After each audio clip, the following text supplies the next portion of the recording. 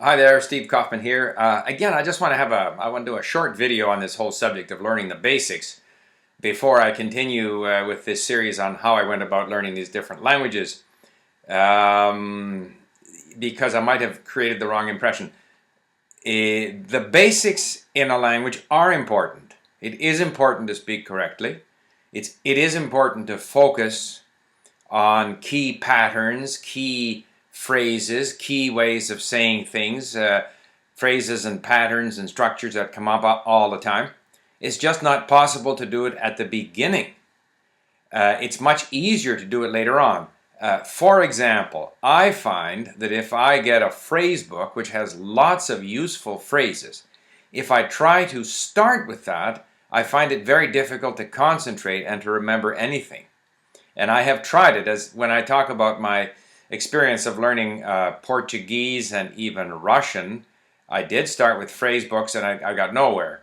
I find it's better to start with more or less meaningful content, little short dialogues that at least have some kind of a story to them, to get into the language, get a feel for the language, and most importantly, to build up your vocabulary, build up your words, and do that for a while without worrying about any structures. Sure, you can have a quick review of some of the key issues in the language, not spend much time on it, not expect that you're going to be able to remember it. But then after about 6 months, or depending on the language, then I find it really useful to go back to the basics. This can mean, regular review of some of the grammar rules, which now start to make sense.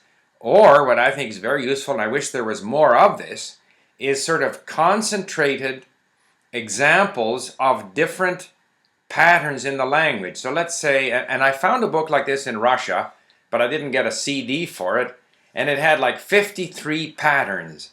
And so I'm reading through this, and it has a pattern. If you do something, then something will happen, or whatever it might be. Although, therefore, and so you have all these patterns, and with lots of examples. So now you have enough of a background of the language that when you hear these examples, you're actually kind of focused now. It has some meaning, and I find that listening to and reading sort of concentrations of examples of these different patterns is helpful, and then you can zero in on these patterns that you sometimes notice, sometimes don't notice, have difficulty using, but always after you have had sufficient experience with the language. So I'm not suggesting the basics are not important. I'm only suggesting that you're better off to go at the basics once you have had significant exposure to the language.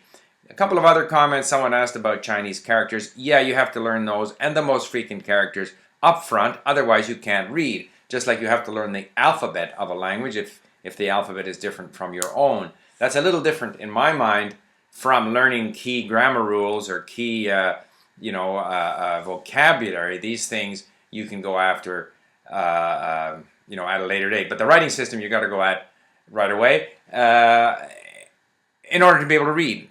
Whereas to me the phonics is not an issue, because after you've heard a lot of the language, you can then go and focus in on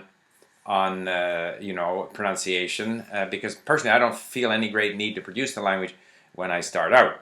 So a little bit of not a hedge, but a further explanation about the whole issue of basics, which are important, but they shouldn't be put like the cart before the horse. They come afterwards.